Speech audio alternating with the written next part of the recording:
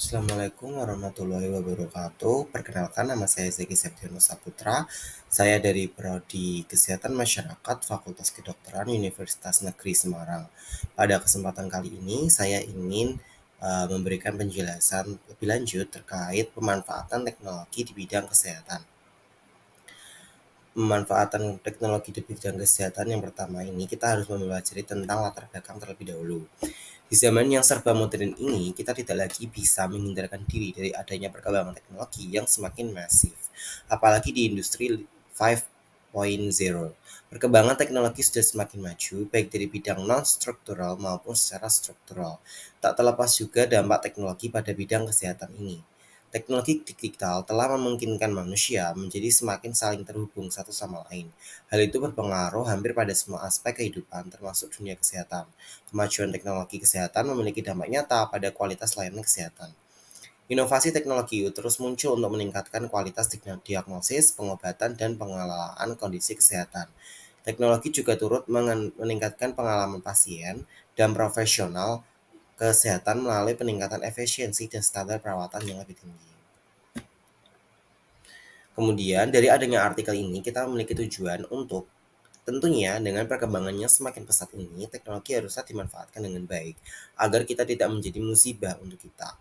Karena sejatinya teknologi seperti pisau bermata dua. Lalu, bagaimana teknologi dapat dimanfaatkan untuk meningkatkan kualitas dan akses terhadap layanan kesehatan? Nah, ini yang akan kita bahas dalam artikel. Beberapa pemanfaatan teknologi di bidang kesehatan ini, yang pertama, meningkatkan akses terhadap layanan kesehatan. Salah satu contoh yang sudah berjalan adalah telemedicine. Telemedicine adalah teknologi kesehatan yang memungkinkan pelayanan kesehatan dari jarak jauh. Teknologi ini memungkinkan pasien untuk berkomunikasi dengan dokter melalui video konferensi maupun platform online untuk menempatkan diagnosis, konsultasi, dan pengobatan tanpa harus datang ke klinik atau rumah sakit. Yang kedua, meningkatkan kualitas dan efisiensi layanan kesehatan.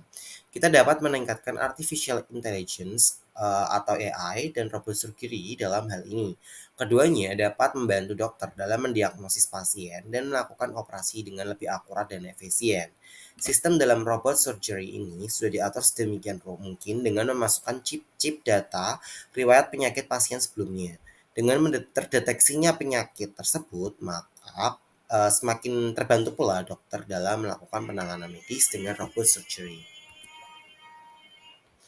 Yang ketiga atau yang selanjutnya adalah meningkatkan keselamatan pasien. EHR dapat membantu mencegah kesalahan medis. Nah, EHR sendiri apa? EHR adalah singkatan dari Electronic Health Record. Electronic Health Record adalah versi digital dari bagian kertas pasien. EHR adalah catatan real time yang berpusat pada pasien yang membuat informasi tersedia secara instan dan aman bagi pengguna yang berwenang.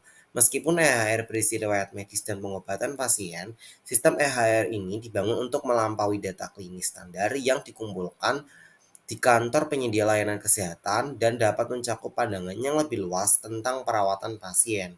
EHR adalah bagian terpenting dari teknologi informasi kesehatan dan dapat yang pertama berisi riwayat kesehatan pasien, diagnosis pengobatan, dan rencana perawatan, tanggal imunisasi, alergi, gambar radiologi, serta hasil laboratorium dan tes. Kemudian yang kedua adalah mengizinkan akses ke alat berbasis bukti yang dapat digunakan penyedia layanan untuk mengambil keputusan tentang perawatan pasien. Yang terakhir adalah mengotomatisasikan dan menyederhanakan alur kerja penyedia. Salah satu fitur utama EHR atau Electronic Health Record tadi adalah informasi kesehatan dapat dibuat dan dikelola oleh penyedia resmi dalam format digital yang mampu dibagikan dengan penyedia lain di lebih dari satu organisasi layanan kesehatan. EHR dibuat untuk berbagi informasi dengan penyedia dan organisasi layanan kesehatan lainnya, seperti laboratorium, spesialis, fasilitas pencitraan, medis, apotek, fasilitas lawat darurat, serta klinik sekolah dan tempat kerja sehingga EHR berisi informasi dari semua dokter yang terlibat dalam perawatan pasien. Kemudian yang ketiga adalah wearable technology. Yang fungsi dari wearable technology adalah membantu pasien mencapai tujuan mereka. Teknologi ini memadukan sensor wearable, yaitu teknologi yang adanya sensor dengan kesehatan dan dapat ditempatkan pada tubuh pasien yang mampu memantau detak jantung, tekanan darah, tingkat glukosa, dan lain sebagainya.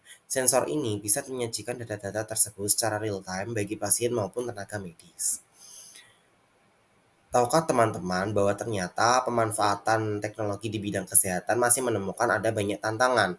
Tantangan teknologi yang ditemukan dalam bidang kesehatan antara lain, yang pertama, teknologi kesehatan seperti AI dan robotic surgery tadi masih tergolong mahal.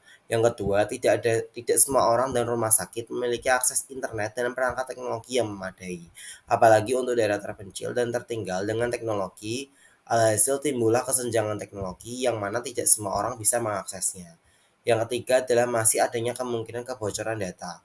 Masih ingatkah teman-teman yang tadi ada robosurgery dan EHR? Nah, dalam robosurgery dan EHR tadi, pasien mungkin merasa khawatir dengan privasi dan keamanan data kesehatan mereka yang ada di EHR dan robotic surgery. Karena sejatinya mereka hanyalah AI yang mungkin masih memiliki kebocoran data. Yang terakhir adalah sumber daya manusia yang kurang terlatih. Pada zaman sekarang masih banyak manusia-manusia atau sumber daya manusia yang kurang memahami adanya penggunaan teknologi dengan baik. Oleh karena itu, diperlukan pelatihan dan tenaga kesehatan agar dapat menggunakan teknologi kesehatan dengan tepat dan bijak. Kesimpulan dan penutup dari adanya artikel ini adalah, dalam artikel ini telah membahas mengenai pemanfaatan teknologi dalam bidang kesehatan dan manfaat penerapannya dalam kehidupan sehari-hari. Selanjutnya, agar berbagai tantangan dan manfaat dapat dimaksimalkan, baik pemerintah, tenaga kerja, dan masyarakat memiliki satu kesatuan untuk bekerja sama agar manfaat teknologi di bidang kesehatan dapat dimaksimalkan secara menyeluruh. Pemerintah hendaknya memberikan bantuan subsidi pembantuan subsidi untuk teknologi kesehatan yang masih terbilang mahal itu dan memperkuat keamanan data pasien. Tenaga kerja juga hendaknya mengikuti pelatihan teknologi kesehatan dan masyarakat juga akan sadar perkembangan teknologi ini dan memanfaatkannya untuk hal yang positif. Pemanfaatan teknologi dalam bidang kesehatan memiliki banyak manfaat, namun dapat juga terdapat beberapa tantangan yang perlu diatasi. Dengan pengembangan dan penerapan yang tepat, teknologi dapat membantu meningkatkan kualitas dan akses terhadap pelayanan kesehatan di seluruh dunia. Sekian penjelasan dari saya terkait artikel dari pemanfaatan teknologi di bidang kesehatan. Apabila ada kesalahan dalam pengucapan dan penjelasan dari saya mohon maaf. Wassalamualaikum warahmatullahi wabarakatuh.